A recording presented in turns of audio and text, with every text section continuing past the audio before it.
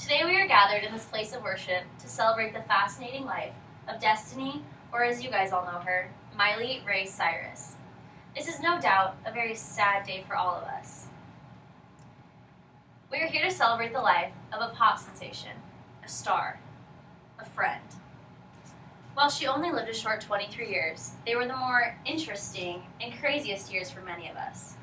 As I, Hannah Harrington, was one of her closest friends, I was privileged enough to give a eulogy in her honor. In being one of her close friends, I know Miley would not want this to be a sad moment for us, but rather a party, and to reminisce on the good times in her life. November 23rd, 1992 was a great day for so many people. Trish and Billy Cyrus gave birth to what would soon become the greatest rising pop sensation of our generation. At the young age of 11, Miley found her new identity of Hannah Montana. While she did live the best of both worlds, at the age of 17, she decided it was time to become an adult, and she wanted to throw the greatest party in the USA. And come on, I mean, it was a blast, guys, right? But once that fad blew over, Miley couldn't be tamed. At the age of 19, she wanted to do something new with her life. As her friend, I suggested a new haircut. I didn't expect her to, shave it all off, though. But when she called me over to her Malibu mansion that next day, it was gone, and I knew the old Miley was too. The next thing I knew, she was a whole new person, and she came in like a wrecking ball. After the haircut, everything began changing with Miley. I remember that one time I was waiting backstage at the 2013 VMAs while her and Robin Thicke were singing that new song of his, Blurred Lines.